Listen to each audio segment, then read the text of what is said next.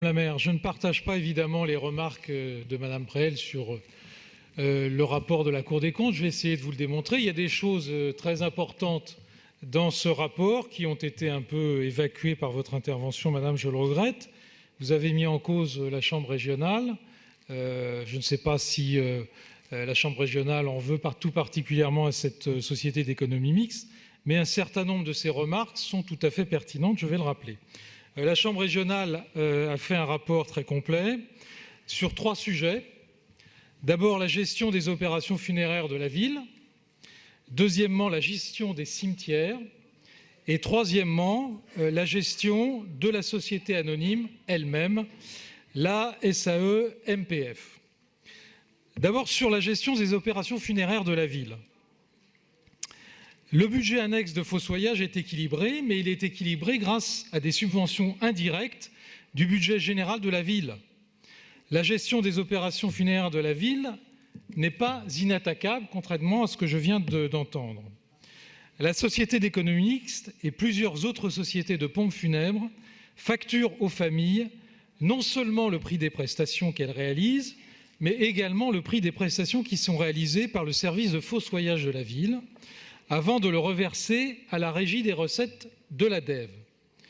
La perception de ces sociétés de recettes domaniales et de produits à caractère concurrentiel présente un caractère irrégulier. C'est une erreur juridique.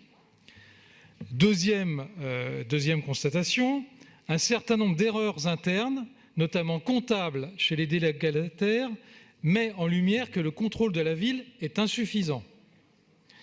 Pour l'exécution financière des 2 délégations de service public, elle présente des incohérences et des discordances avec les états financiers remis aux administrateurs en appui du compte de résultat. Donc, ça n'est pas anodin. Deuxième chapitre, remarque de la Chambre régionale des comptes, la gestion des cimetières parisiens. L'organisation de la ville pour la gestion de la chaîne funéraire peut être améliorée. Les arrêtés organisant la DEV en 2012 et en 2017 attribuent à la mission funéraire le secrétariat du comité parisien d'éthique funéraire, la charge de représenter la ville au Conseil national des opérations funéraires, le CNOF, et l'Observatoire statistique parisien du funéraire. La ville n'est pas membre du CNOF, elle n'a pas créé d'observatoire statistique et le comité parisien d'éthique funéraire ne s'est pas réuni depuis 2013. Les devis types des opérateurs de pompes funèbres. Dans le but d'améliorer l'information des familles, le CGCT oblige les entreprises de pompes funèbres à déposer des devis types dans les mairies des communes dans lesquelles elles exercent leurs activités. Mais la ville de Paris n'a mis en place aucun dispositif permettant aux usagers de consulter ces documents. Elle n'a pas non plus rappelé aux opérateurs leurs obligations légales de lui communiquer. Troisième point sur ce sujet, ça a été rappelé par Éric Azière, les cimetières parisiens intramuros sont saturés.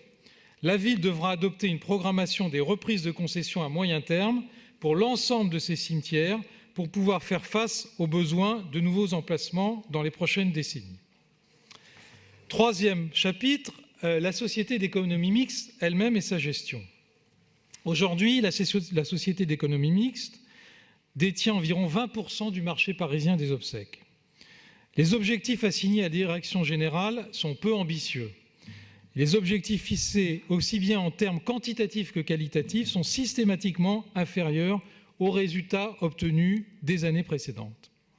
Deuxième point, l'offre de services Internet affiche des prix très inférieurs à la réalité. Le site Révolution Obsèques axe sa communication sur le prix 789 € et la liberté des familles pour l'organisation des obsèques.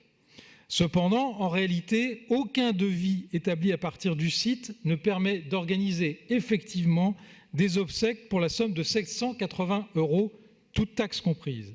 L'analyse des devis montre en effet que ceux-ci ne prennent en compte ni le coût de l'inhumation ou de la crémation, ni celui de l'ouverture de la sépulture.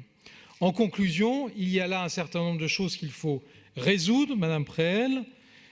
Moi, je souhaite que nous créions un groupe de travail sur ce sujet, où tous les groupes soient représentés, car il paraît important de résoudre tous ces dysfonctionnements.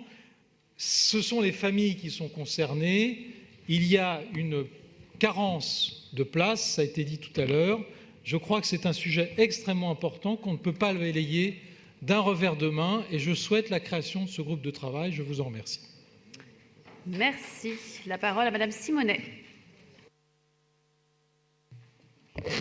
Écoutez, j'ai lu avec attention les 3 rapports de la Chambre régionale